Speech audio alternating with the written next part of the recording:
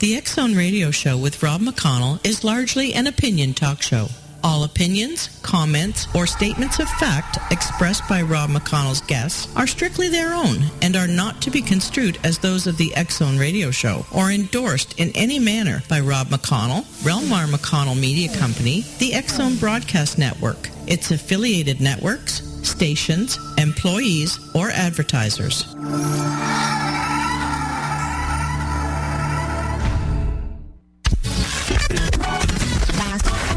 All Hit Radio.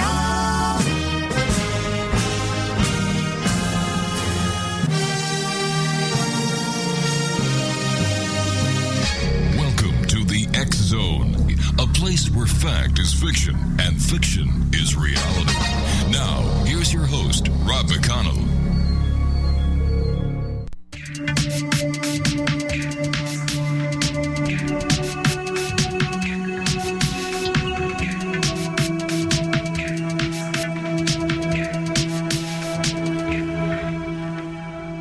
Welcome back, everyone. This is the X-Zone. I am Rob McConnell. And yep, we're still in Hamilton, Ontario, Canada. Worldwide, you can reach us by email, xzone@xzoneradiotv.com, and all social media sites, X-Zone Radio TV, and our radio website, where you can find out what we've done, who past guests are, who guests are going to be in the future time, and what we intend on doing in the future at www.xzoneradio.com.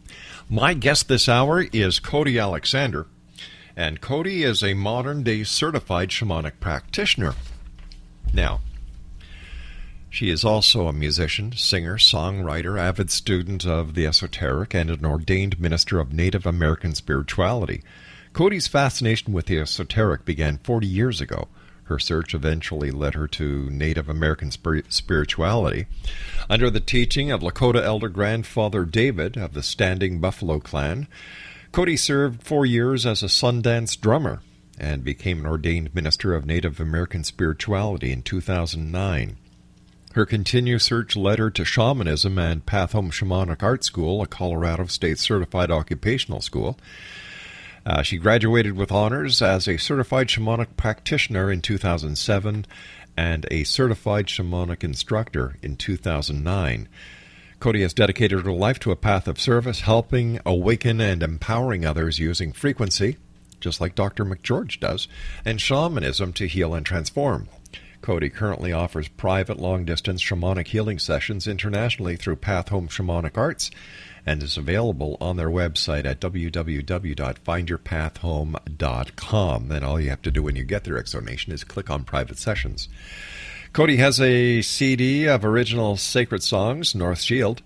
She is also a member of the group Starfire. And of course, we all know Starfire because that is the group that also features a good friend of ours and the host of the Science of Magic, the one and only Gwilda Wiyaka. So without further ado, why don't we bring on our guest this hour, Cody Alexander, and welcome to the show, Cody. Thank you so much. Cody, were you surprised, or when you look back at your life, are you surprised at the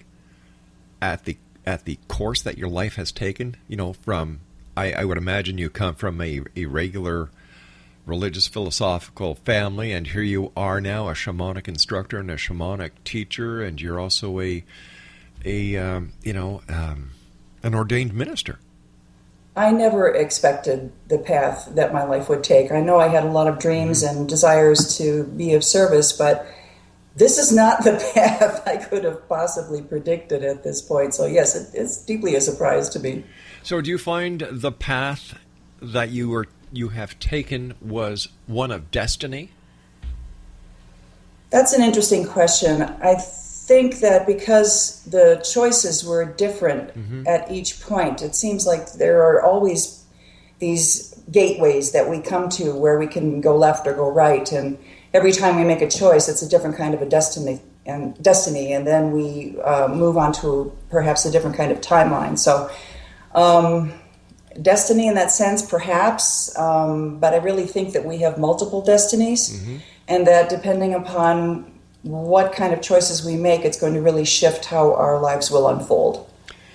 The world is in a bit of a turmoil these days. How do you, as a shamanic practitioner, see the world? How do people deal with the stress, the negativity, and the upsetting of their own personal frequencies? It's a very difficult challenge, because when we look at what's going on in the world, and if all we see is what's being broadcast, it can be very discouraging.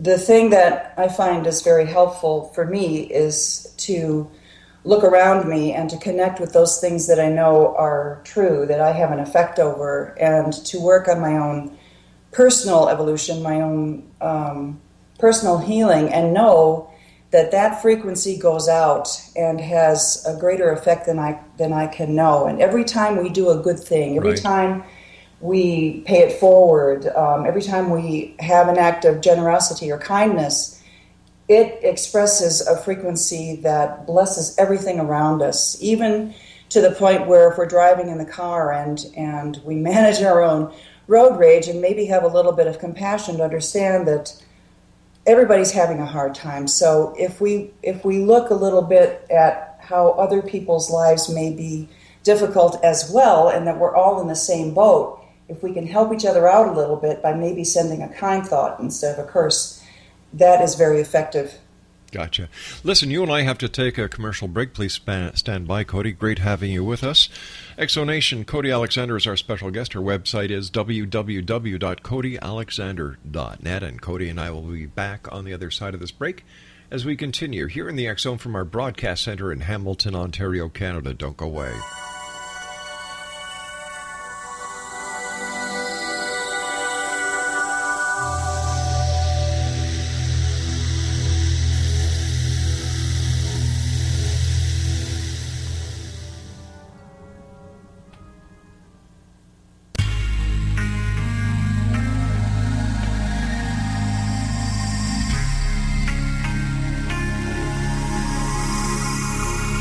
The scientist and the mystic have been on an age-old, relentless search with one thing in common. They seek truth. Their paths converge in the 40,000-year-old practice of shamanism, an ancient science delving to the quantum level of life, facilitating healing, manifestation, and evolution. I'm Gwilda Wiyaka, the founder and director of Path Home Shamanic Arts School, a unique Colorado State certified occupational school, training shamanic practitioners and teachers. We also provide classes for empowering personal lives through shamanism. Our certification classes are in week-long segments enabling international participation, and online classes and long-distance shamanic healing sessions are available. Come discover the science of magic in the limitless world of shamanism. www.findyourpathhome.com.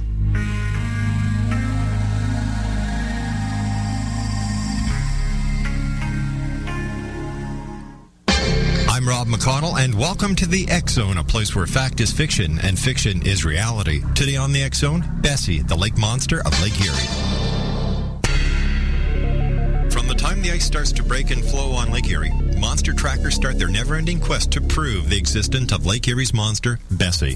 When it comes to looking for Bessie, internet provider and developer Dirk Vanderplug of Hamilton, Ontario, starts his electronic and physical search from his Lake Erie cottage. Using a television camera that is equipped with night vision technology connected to a computer, Vanderplug and his group of dedicated monster trackers around the world spend countless hours watching computer screens in the hope to get a glimpse of the elusive Bessie at www.monstertracker.com. Spring through fall, Vanderplug and people along Lake Erie shoreline continue their search for proof that the elusive and legendary Bessie does in fact exist. Introducing Just Like Sugar. Just Like Sugar is a wonderful natural zero-calorie sweetener alternative for those health-conscious people who choose a calorie-restricted diet with a great pure sweet flavor that tastes just like sugar.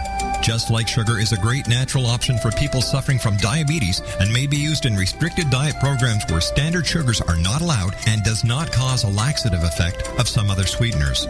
Just Like Sugar enhanced composition is a source of natural dietary fiber obtained from the chicory root. Just Like Sugar comprises a perfect blend chicory maltodextrin, pure balanced extract, chicory root dietary fiber, and all the natural flavors from the peel of the orange. Just Like Sugar is a natural alternative to harmful artificial sweeteners and will change the way that you believe all natural sweetener products taste. Just Like Sugar is now available at your local Whole Foods markets, Wild Oats markets, and many other fine natural food stores in the U.S., Canada, and worldwide.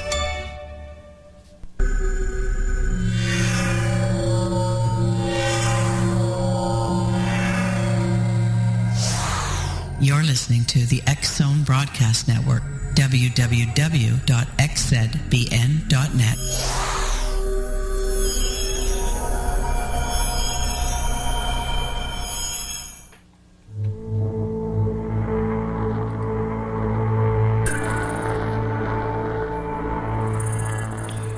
Welcome back, everyone. Cody Alexander is our special guest this hour. www.codyalexander.net. Jeez, it's one of those days. It's Friday, you know. I've been up early, haven't had enough coffee. All right, let's try this one again. Take two. Cody Alexander is my special guest. www.codyalexander.net is the website. Now, if you'd like to get an appointment with Cody for a one-on-one consultation, www.findyourpathhome.com, or you call 303-775-3431. Cody, how did you get involved in shamanism or shamanism? It actually was quite unexpected. I have known ever since I was really little that the patterns that I saw within myself and within the people around me were very puzzling, and I couldn't find the answers to them. It didn't seem to make any sense. And so it set me on a lifelong search, and I studied spiritual studies, esoterics, for several decades before I came across shamanism in the form of a school. And I decided to explore the classwork there, and I'd already studied under different teachers and different modalities and kind of got a feel for what would work for me and what really wouldn't, or people who said that they knew what they were doing and really didn't, or only had a very limited amount that would be useful for me. Right. So once I got into the shamanic studies at Path Home, the very first class showed me that there was a great deal to be learned. And when I went through my first soul retrieval healing, it was so dramatic a change for me that a pattern shifted. I thought I would live with to the end of my days, and so I thought, okay, I really need to explore this. You know, when people think of a shaman, they think of a Native American medicine man with a beautiful, feathered headdress, or let's see, if my memory serves me correct, the medicine man wore a buffalo, didn't he, with buffalo horns, and and then you've got the shamans in the deep Brazilian forests. No, you seem like a real nice lady. Where do you fit in this? Shamanism can look like a multitude of different things, and actually there was a program, Sacred Science, with Nick Palizzi, who did a healing experiment with several people, and they went to, I believe it was South America, I might be wrong on the destination, but anyway, the shaman who was trained was, they had their ceremonies and their traditions, but it was modern day clothing, and they used phones and internet like everybody else, and so shamanism has shifted in order to accommodate the times. Of course, it just kind of depends on the tradition that people are coming from, but it's a different look depending upon where you're coming from. And the shamanism that I've studied is one that has principles that underlie all these different practices. Now, I know the shamans in the Brazilian deep forests of Brazil, they're proponents of ayahuasca. There was our ayahuasca music. And, yes. And I'm just wondering, you're in Colorado, the state where marijuana is legal. Do shamans in Colorado use marijuana instead of the ayahuasca that the shamans use in Brazil? I do not. I don't know what other people who do shamanic work employ, if they employ anything at all. I know that certain drugs can be expansive, but I really believe that being here and working on your own issues without using a substance to expand you beyond where you can really go makes more sense and is a lot less risky because you have a little bit more control over the kinds of things that you're going to be dealing with, and it's more grounded. Yeah, I also know that there are certain native native members who are shamans who actually use the peyote as well. I have heard of that. Yeah. I've never experienced it, so I really can't tell you what that would be like. Let me ask you this. Here you are. Being a shaman is learning and teaching a long line of lineage of other shamans. Now, how can this ancient knowledge that you teach and that you use in your day-to-day shamanic practice help a modern person? Let me clarify one thing first, is that Sure. I call myself a shamanic practitioner because I don't come from a long line of shaman. I don't come from a lineage that has a specific practice, but rather was taught a training that underlines, that has the principles that underlie shamanism all over the planet. So modern day, what helps with shamanism is that when we use our tools, do journey work, go out of time and space, once we have the really solid foundation of established protocols and how to do the journey work in safety, how to establish sacred space, how to work with bottom line and intent, how to set our personal agendas aside, and then when we have questions on how to do something, we can, those questions will automatically apply to our everyday world. So it's once you get to a certain point of knowledge and training, then you're able to draw in the information that's going to apply to today as the frequency supports it. Okay, so give me some examples of how a shaman can help a modern person. Okay. For instance, if there are repetitive patterns, if there are patterns of damage that seem to recur, and the person is the common denominator, in other words, the people may change, the places may change, the situations may change, but it's the same theme, and the person seems to be the center of that activity. That's an indication that there is something going on that is drawing that same damage over and over again. So what happens with damage is that there's a polarity reversal in our energetic field. And when that happens, usually we start getting damage as soon as we're born here. Our computer program tells us that there's something not right, that all of a sudden perhaps our ideas of being worthy of abundance are not there anymore. So we give ourselves a program that says that we can no longer have abundance, that it's not for us. It's for everybody else, but it's not for us. So that's just one example of a place where they might want to look at healing. And abundance can be being supported by love. All right, but how would somebody going to you know that this is their problem? For example, if somebody goes to you for a spiritual matter, if somebody goes to you because they feel bummed out, they're stressed out, how would a shamanic practitioner like yourself help them in comparison to a Western medical doctor or a Western medical psychologist? One of the techniques is called pattern tracing. So what happens is that when a client initially comes, I would do a diagnostic journey to see what's mine to do. Okay. And then once we actually get into a session, then we talk a little bit about whatever it is, the issue that is that they're dealing with at this time. And so as they're speaking about the issue, energetically I'm tracking back. I'm kind of looking at their energetic field.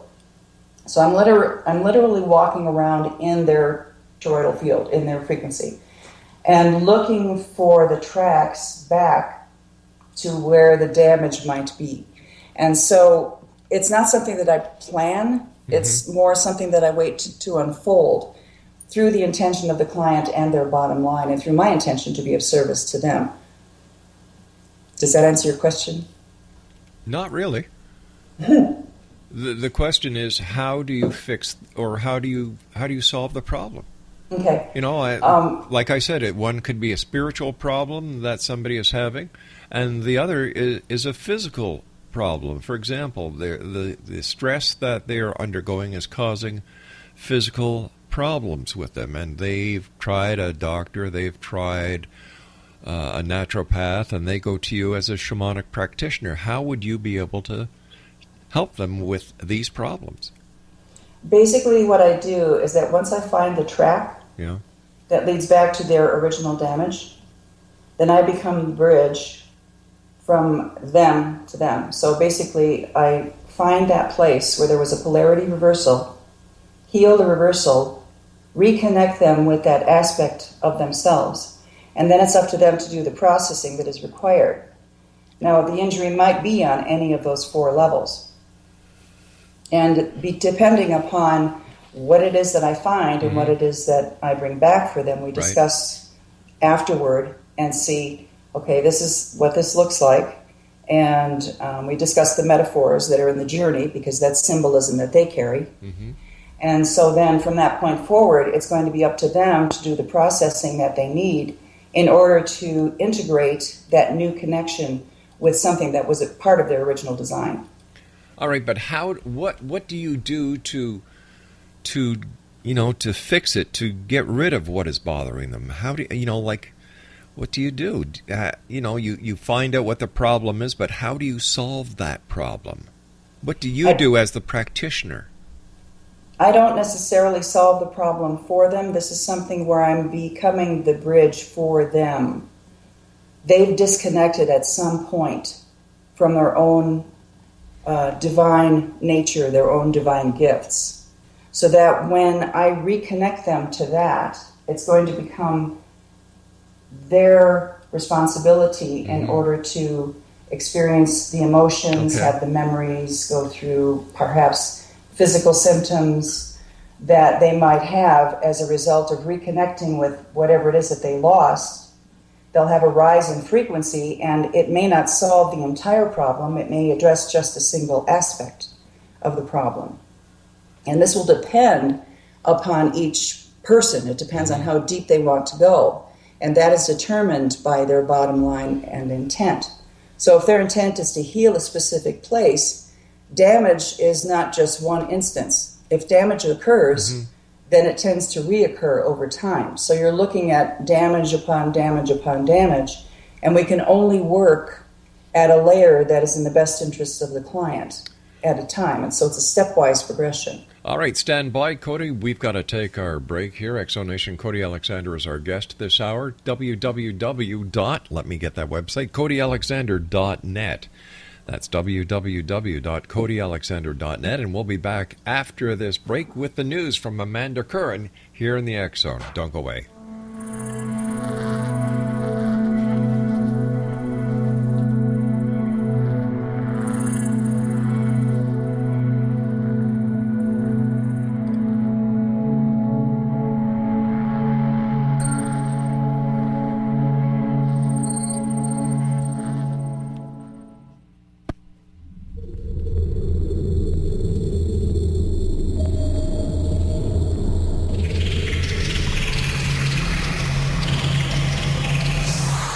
You're listening to the X Zone Broadcast Network, www.xzbn.net.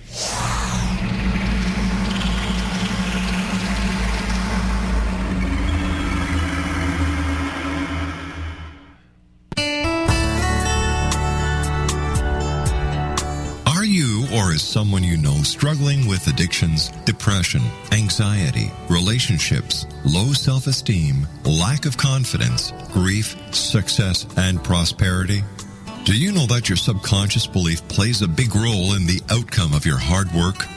We can help you permanently change the beliefs that may be the reason for your struggles and failures. We care about getting you the return on your investment and the results you are looking for. We can help you be free of the limitations of your past and in realizing your highest potential. We work with people by phone and Skype.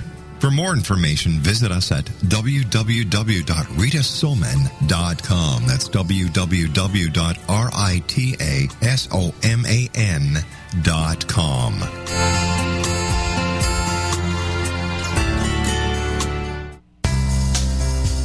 Gibbs A. Williams, Ph.D., is a practicing psychoanalyst, supervisor, researcher, and author in New York City.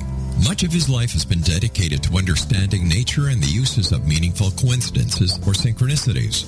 His radical and original non-Jungian, non-mystical, non-magical theory of synchronicities illuminates much of the fog surrounding this challenging and perplexing topic. His ideas and manners are fresh, presented in a style that is both entertaining and highly informative. He is also an expert on crisis intervention, specially focused on violence reduction for the police and citizens, mastering anxiety, frustration, and stress without the use of medication, and effectively preventing and treating heroin addiction.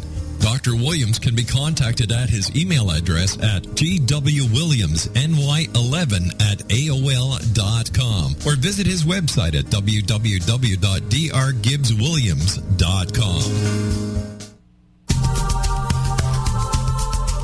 If you enjoy reading a good mystery with a touch of the paranormal, then you'll love From Out of the Woodwork by William S. Peckham. Sean Kennedy, a Toronto contractor, buys derelict houses, guts them, and turns them into multi-family dwellings. When Sean buys 29 Livery Lane, a century house in ruins, and starts the renovation, the house fights back. He is visited by ghosts of owners past. His visions are triggered by touching an oak mantle, reading a faded letter, opening an old locket, or opening a brand new casket in the basement. These visions will take you on a trip across southern Ontario from Niagara Falls to Toronto to Kingston. From Out of the Woodwork is now available in paperback and on your favorite electronic reader. To order your copy of From Out of the Woodwork, go to www.williamspeckham.com. That's www.williamspeckham.com.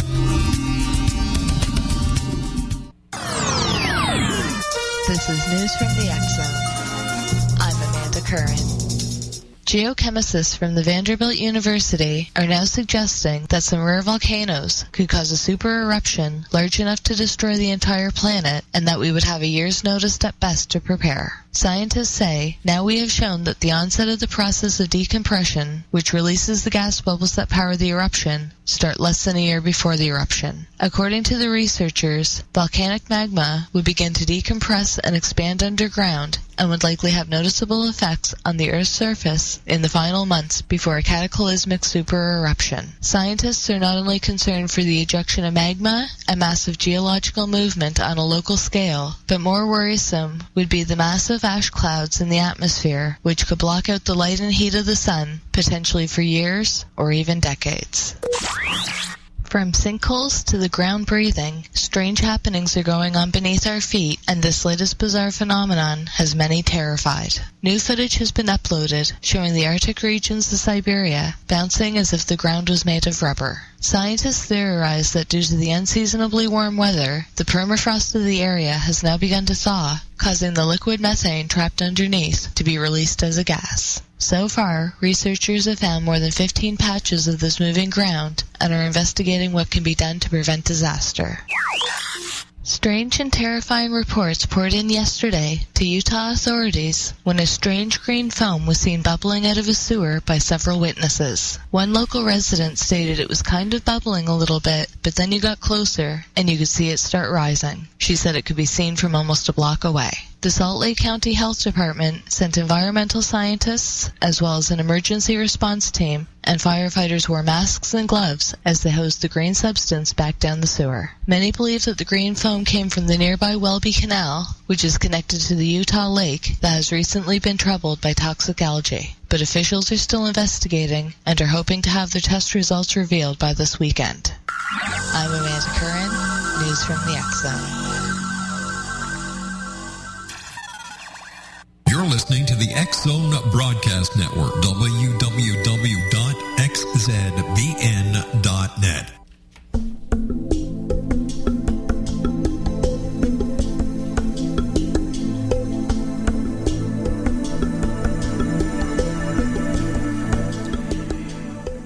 Exonation, Cody Alexander is my guest this hour, www.codyalexander.net. Now, if you'd like to have a private one-on-one consultation with Cody, you can actually book an appointment on www.findyourpathhome.com, or you can call 303-775-3431. That's 303-775-3431.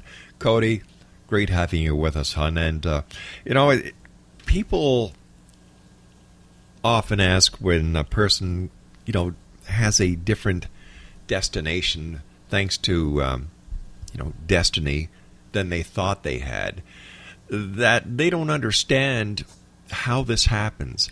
But talking to you, it seems that this has been a life-changing experience for you, not only for you, but those people that you touch. I know for sure it has been a life-changing experience for me, and some of the feedback I've gotten from people that I've worked with have said that it has been very useful for them, so it's good to hear. Good for you, sweetheart. Listen, Cody, what has been your most significant case, if I can use that word, that you've worked on as a shamanic practitioner? Well, let me think about that a minute. Do do do do do do do do do do do do do do do do do do do do. Helps my thinking a lot. We're not supposed to be listening to me. You're supposed to be thinking. I would say, and this is okay, I'm going to give a generic example here. Okay. Where there are issues of trust, where there have been difficulties to trust to the point where the individual will close down and almost go into a frozen state. And it took a long time in order to gradually work layer by layer until those issues of trust could be resolved. And so what ends up happening, and I see this time and time again with soul retrieval, is that when a person starts getting their frequency aligned, when they start getting reconnected to who they are, as their frequency rises, they regain more and more of who they were meant to be. And so there will be differences in the way that they react to certain situations. And it sounds like a small thing. It's a stepwise thing. And so it doesn't seem to be very dramatic sometimes in the moment. Yeah. But each time the same scenario comes around, because we are exposed to scenarios all the time. Mm-hmm. Issues with trust come to us all the time. Issues with anger, all kinds of issues come all the time. Our responses are going to be different depending upon how much healing we do in the interim. Eventually what happens when we reach a certain point, the issue is no longer an issue. It's not even a blip on the radar. And I've seen this person grow from a place where trust was really almost impossible to a place where this person has become extremely open-hearted and very generous and giving. Not that the person wasn't before, but trust is part of that equation, and helping to reverse the damage that trust opened the person up to. Once they would open their heart, there would be a betrayal or whatever. So reversing that damage helped the person move forward and not be available for those kinds of betrayals. Would a person who has brought luggage or baggage with them from a previous life, would they be able to come to you and have you help them get rid of that baggage in order for them to have a much more prosperous and positive life? Yes, I think we all come with baggage from previous lives.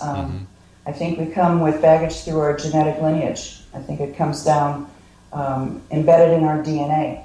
And so we're all dealing with patterns that we grew up with that originated generations before we even began. So if we are determined to heal a specific aspect of our lives that isn't working for us, then yes, that's something that we can work on. I would imagine that there are times when you work with a lot of negativity around you. How do you protect yourself as a shamanic practitioner from being targeted by the negativity yourself? That's an ongoing process because we live in a pretty negative world. One of the things that I learned to do over time, and it took a lot of healing for me to get there, was to actually learn to ground. And that was something that was never safe for me to do when I was growing up. It was safer for me to be disconnected. And so through going through layer and layer and layer of healing, yes, eventually when I was able to really ground, if I can be present in a moment and determine, is this my own negativity or is this somebody else's? Mm-hmm. And no matter where it's coming from, whether it's me or the other, someplace else, what I can do is ground it out, kind of put it aside in the moment, and then when I have the leisure to explore it, then go in and see, okay, what was going on here, and where am I available for that negativity, take care of that piece, and then move on. And so any place where I'm available for somebody else's projection, or even my own dysfunction, is going to show up in the world around me. It's going to be reflected back to me. So it's my own availability that makes me vulnerable. So are you saying that there are times in our life when we actually unground ourselves because we can't face the situation that we have at hand? I think that's absolutely correct. Wow. I think sometimes it's too painful to be here, and we disconnect. I think there's not only a kind of a physical reaction energetically where we can't really feel ourselves in the environment anymore. I think it happens on all 4 levels, physical, emotional, mental, and spiritual. Is there a common thread between these people who find themselves disconnecting? Yes, there usually is. Traumas vary, situations vary, but basically whenever we are subjected to damage that drops our frequency, then there's going to be a common thread that will, if we're willing to explore it, we can find what is that? Why is that there, and why am I experiencing it? How can people put themselves in check so they don't disconnect? Well, sometimes that's difficult. Sometimes there's so much disconnect that the reactions have become knee-jerk, and unless they find a modality that help them address that reaction, it's going to be difficult for them to not disconnect, because once you get past a certain level of damage, it's an automatic trigger. And so until you learn what the original trigger is, until you to work with modalities in order to heal that particular trigger, it's going to keep happening. How hard would it be for someone to learn how to avoid these triggers by going to a shamanic practitioner? To learn how to avoid the triggers? Yes. I don't know that we can. Well, obviously you learned how to notice them because you treat people for that. So you're asking about what does a person do on their own? Okay. That's that stepwise processing that, for me, that has been the most profound modality, is the stepwise processing, the soul retrievals, the healing, working through my issues. If I need to use other modalities, I go there. But really looking at, where am I damaged? What is my responsibility? What's my stuff here? And going through it and going through it and going through it. But I'm pretty aggressive that way with my own process. I don't know that this is helpful for everybody to do, but we can certainly be proactive in looking at what doesn't work in our lives and take what would be the next step for them in order to start changing that direction, start changing that pattern. All right, let me rephrase that question. Somebody comes to you for help. You're able to act as the bridge. You're able to establish what the trigger is and help them to fix the problem. How would you help them to prevent this from happening again without going through the entire spectrum again? There are certain tools that do help. One of the tools is that the person, if it's indicated in Journey, may receive a power animal. And that is basically a representation of the characteristic that they may need within certain circumstances. And that helps them to, if they feel like they're going to be going into a situation where whatever the trigger is will be present, they can call on that power animal. So basically they're calling on the aspects of that, whatever it is, to strengthen themselves, to align themselves with that energy until such time as they can embody the energy, and it becomes less and less of an effort. So for instance, if your issue is boundaries, then one power animal might be skunk. Nobody messes with skunk. So, and it's not violent, it's just that nobody messes with skunk. So that might be a really good power animal for someone who is having boundary problems. Did that answer your question? How long did it take you to learn everything that you do? It sounds like you've got quite a lot of knowledge. And how long did this course take? The the initial training, practitioner training, was 2 years. The teacher training was 2 years. But I've gone through the practitioner training at least 4 times, and the teacher training at least 3, because I wanted to keep going into the information time and time again, so I would audit the classes over and over and over. Every time I engaged in the information deepened, and I got more understanding, because it is so vast, it's so multi-layered, that there's just a lot to learn, and I'm always curious about what I really want to understand more. So I was I think I started in 2004, and I've been working at it ever since, as far as the shamanic work is concerned. When you were taking your shamanic courses, what was the most awe-inspiring revelation that was taught to you that just blew you away? That everything that we do, as long as our intent is good, and as long as we allow Creator to turn it over to Creator, it becomes a gift. And what that did for me was to remove so much judgment. Oh my God, I said the wrong thing. Oh my God, I hurt somebody. Oh my God, maybe I gave too much information, or I was angry, or whatever.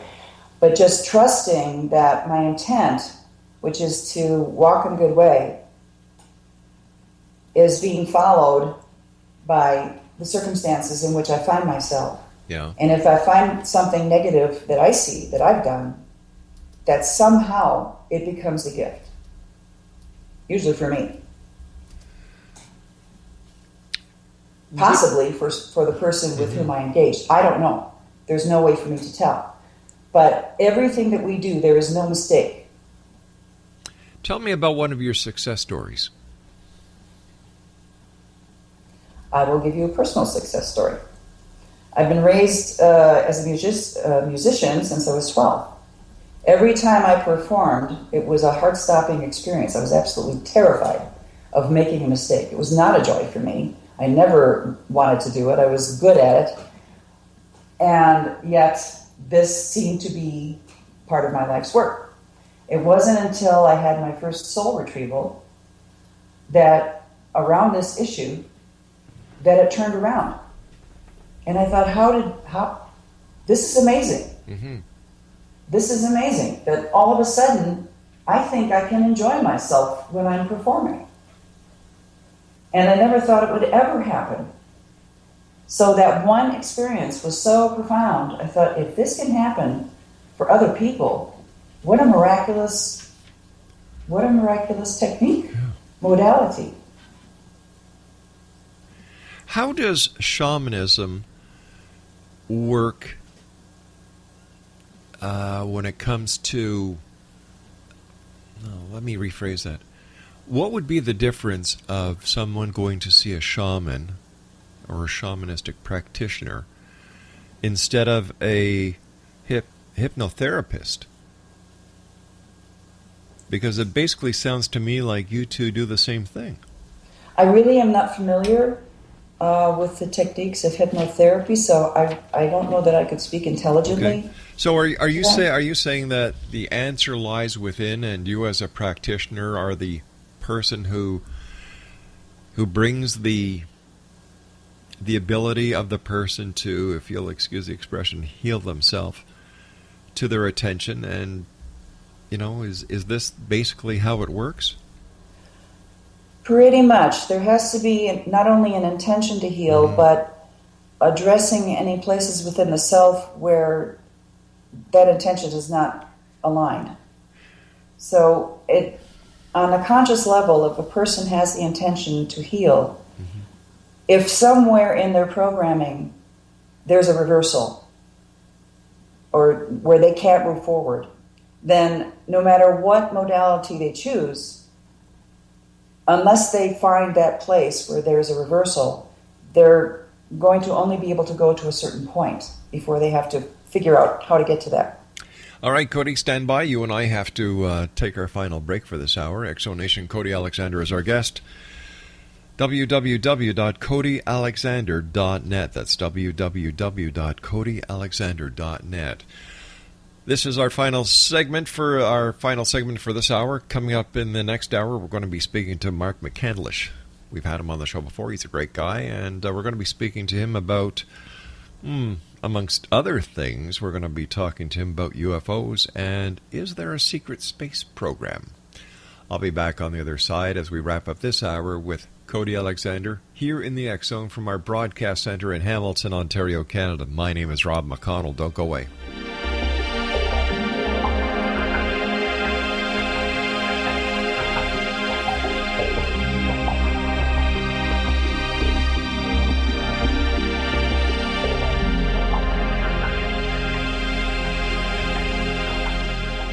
Children aren't the only ones afraid of the dark. Millions of soldiers return from war zones with PTSD, anger, frustration, fear, and loneliness, much of which surfaces during the darkness of the night.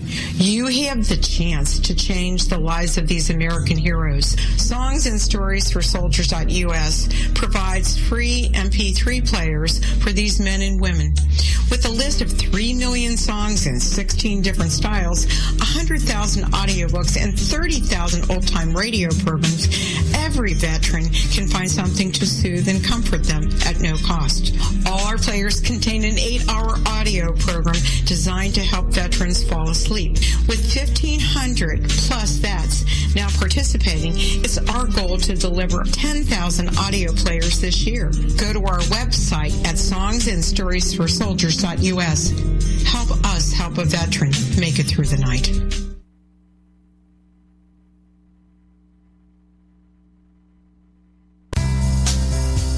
Gibbs A. Williams, Ph.D., is a practicing psychoanalyst, supervisor, researcher, and author in New York City. Much of his life has been dedicated to understanding nature and the uses of meaningful coincidences or synchronicities. His radical and original non-Jungian, non-mystical, non-magical theory of synchronicities illuminates much of the fog surrounding this challenging and perplexing topic. His ideas and manners are fresh, presented in a style that is both entertaining and highly informative. He is also an expert on crisis intervention, specially focused on violence reduction for the police and citizens, mastering anxiety, frustration, and stress without the use of medication, and effectively preventing and treating heroin addiction. Dr. Williams can be contacted at his email address at gwwilliamsny11@aol.com or visit his website at www.drgibbswilliams.com.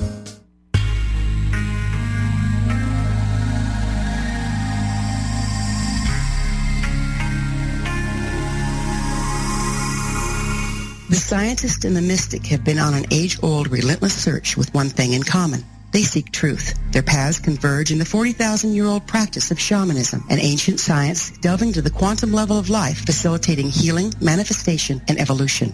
I'm Gwilda Wiyaka, the founder and director of Path Home Shamanic Arts School, a unique Colorado State certified occupational school training shamanic practitioners and teachers. We also provide classes for empowering personal lives through shamanism. Our certification classes are in week-long segments enabling international participation, and online classes and long-distance shamanic healing sessions are available. Come discover the science of magic in the limitless world of shamanism. www.findyourpathhome.com.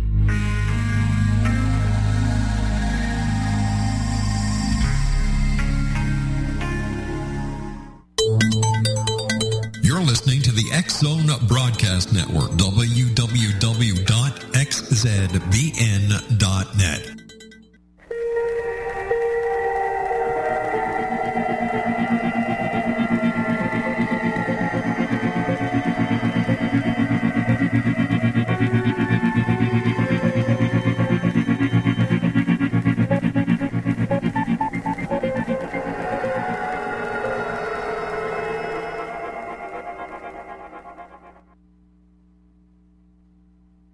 Fooled you. I was here. Ha! Exonation, welcome back. Cody Alexander is our special guest. I was just listening to that haunted, what's it called, Craig? Haunted message coming through the radio. Sounds like something I used to listen to as a kid. Oh, wait a minute. That was my father snoring. All right. Get that mixed up all the time. Cody Alexander is our guest. www.codyalexander.net. And Cody, thanks for coming on the show tonight. I've got a question for you from one of our listeners. His name is Hank, and Hank is listening to us in Saskatoon here in Canada, and he's listening to us on the IPBN radio network. He would like to know, I'm just trying to put this email into so many words. Basically, he wants to know why all the pomp and circumstance with shamanism if it seems so very basic. Pomp and circumstance. I would imagine he's talking about the soul voyage or the voyage, and then the North American Indian connection. I guess that's what he's getting at. Oh, I see. The outer rituals? Yes. That's I'm sure that's what he's trying to say. Ritual helps people, gives people an example, a physical example, engaging all the bodies, the physical, mental, emotional, and spiritual bodies. It gives them an example that something is going on. So ceremonial representations offer a metaphor, offer a sacred space within which a healing can take place. And so when there is a specific ceremony, it's a representation of whatever it is that they're addressing. And it helps sometimes for people to have all of that in order to connect to it so that they know that something has shifted, that before the ceremony they were in one space, and then after the ceremony something has changed. And all of the bodies are in alignment and in agreement that something has changed because all of those bodies have been engaged. Cody, we've got to say so long for tonight. Our time is up. I want to thank you so much for joining us on X Zone Nation. If you'd like to contact Cody, her website is www.codyalexander.net. That's www.codyalexander.net. I'll be back on the other side of this commercial break with the news with Mark McCandlish as we continue here in the X Zone from our broadcast center in Hamilton, Ontario, Canada. Don't go away.